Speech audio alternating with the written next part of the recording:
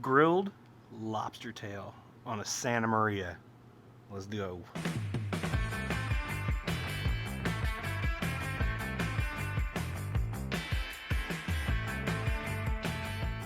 So these are 5-ounce Maine lobster tails that we had shipped to us. And we're going to trim them up and get them ready to go on the Santa Maria grill, and we're going to cook them over live fire. You've seen the presentation where they pop the meat out and put it up on top of the shell. For me, that doesn't work so well when we're going over fire because I'm moving and I'm turning and I'm trying to cook that lobster meat evenly all the way around. If I present that meat up on top of the shell, it wants to flipsy-flopsy around. That could be a word for you. Flipsy-flopsy, like and it could break off, ruining the whole thing. So I will take a nice pair of Mom's kitchen shears and I'll go right down the center of that shell, just like that. Then I'll take a sharp kitchen knife and kind of just go underneath each little flap and free that meat up. Be careful not to stab your hand. You Well, don't want to stab all the way through, right? I will tell you these lobster tails, they have stabbed the hell out of me. These little points down here mean business, let me tell you.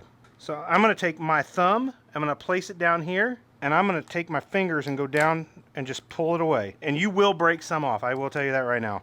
I'm not perfect, I break them off all the time. It will not hurt it. So I just want to open that up to expose the meat of the tail. Just like that. I broke a couple pieces off.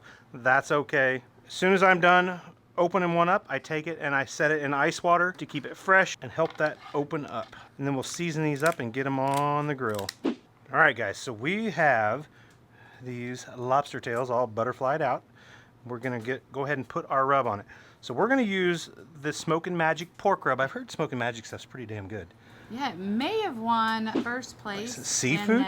in the seafood category for the National Barbecue and Grilling Association. This stuff is dynamite. The sweetness it brings, it's just so And good. the color too. So we're gonna go a pretty light to medium coat directly on the meat. A lot of times on seafood like lobster, they'll use paprika on it too. And there is paprika in our rub, so we're not steering too far off. And you don't want to over-season seafood. I think she's trying to tell me something. No. I'm just kidding. I was just saying that it's not like a beef or a pork where it can take more.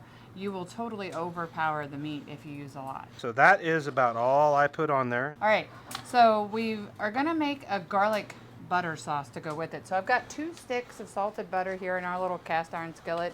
You can do this on the stove top as well. I'm gonna do about 2 heaping spoonfuls of garlic because you know we love our garlic around here. And then when Brad puts the lobsters on the grill, he's gonna set this on there too and it'll melt it. Now, do you let this sweat in at all or do you go pretty much straight to the grill? I'm gonna let this sweat in, but I'm gonna get the butter started now. We've got the Santa Maria running over here.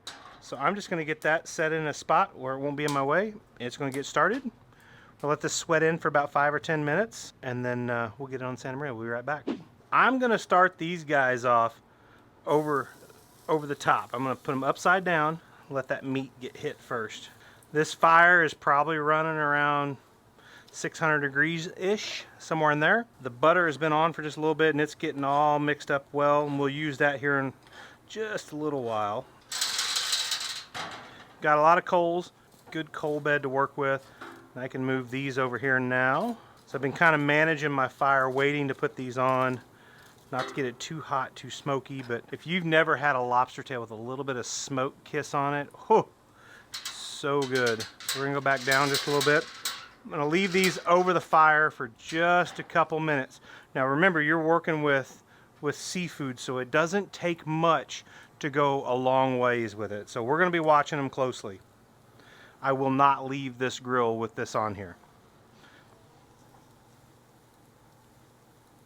The optimal temperature for a lobster tail is 140 degrees. So we got to account for that carryover. So 135, right around 135, I'm going to take these off the fire and get them into a hold and let those carry over to 140. Anything past 145 starts making that meat a little rubbery, a little chewy, the stuff you send back to the cook and they're not real happy about. So we want to make sure we're not going to do that. One of my other favorite things to do, I want a little bit of that kiss of flame, a little bourbon, so we're gonna kiss them just a little bit. The shell being open or closed when it's here, I want it a little more open. I want some of that fire kiss on there. If it doesn't open up all the way, if I haven't got it spread out, it's okay. The shell is acting as a barrier to the meat. That's keeping me from really screwing this up. So here in a little bit, once I get that initial color that I want on the meat, I'll flip these over and start working that backside. But that backside is going to have a lot of protection from this underbelly of this lobster. And I can see, which we don't have a camera set on it right here, but I'll bring it over. So right here, that lobster tail is starting to shoot moisture out right here, which is one of the first signs I'm looking for that I need to turn that bad boy over. Got that beautiful red color. There is nothing like a lobster tail getting that beautiful red color as it's cooking. And I kind of feel like if we gave it a little kiss on the top, we need to get a little kiss on the bottom. I know this is nowhere near being done, but just to kind of give you guys a reference, I flipped it over. Internal temp on the meat is right around 80 degrees on these, so we're moving right along. A little hotter on the back. The one that I pulled that was showing moisture popping, it's sitting at about 100 right now, so we know we're moving a little hotter in the back.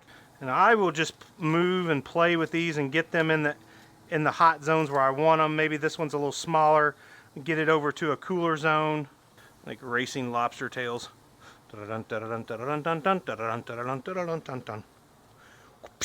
As we get closer, I will start basting this butter onto this lobster tail. When you are doing this over live fire, this butter is going to ignite like that bourbon does. So I'm going to come up off the flame a little bit to give me a little protection. I'm just going to take little spoonfuls and just put over them.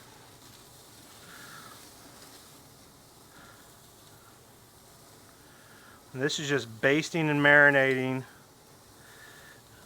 this lobster tail. It's going to be amazing flavor. Now I'll probably baste these 2 or 3 times towards the final part of this cook. So right now, 109, I don't believe it, 130, 108. So if this one's being true, I want to move it away. 103, 106, 108. So we're moving pretty good here. And maybe just now as we get them a little bit away from the heat. Mom always said you couldn't play with your food, but live fire says different. So we just got these kissing. Love the color these shells are getting. That caramelization, the butter sitting in that shell, that red, and the caramelization of the butter. Just love it. Now is when I'm really paying attention to my finish temp. So I've got one here. It's right where I want it. 135 is where that one was. So when they start moving quick. Just a couple minutes longer. Almost there. Can't hold my hand out there that long.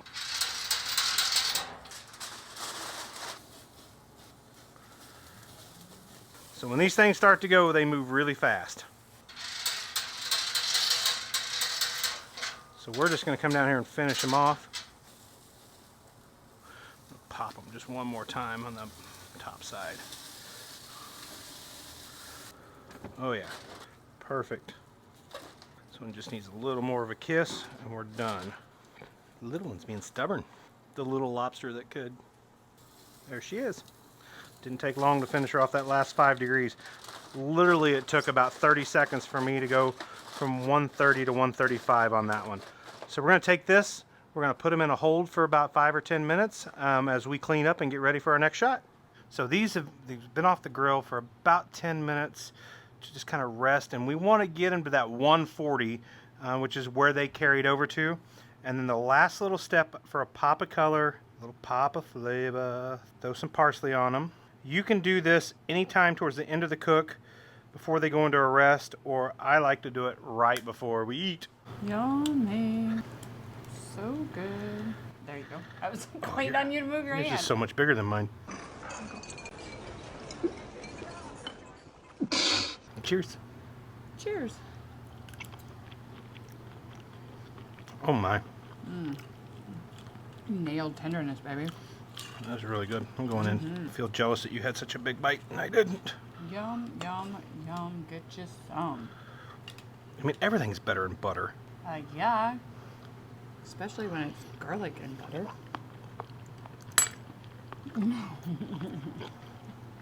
That is so rich. That's excellent what that is. I'm just like, It's so succulent. guys, it's super easy. Hope you were able to learn something about it, grilling over live fire. Let us know what you think.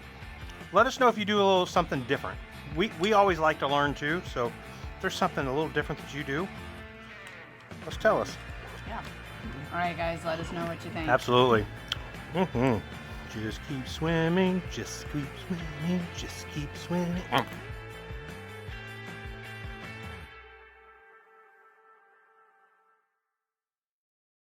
Do you want to get video of the fire?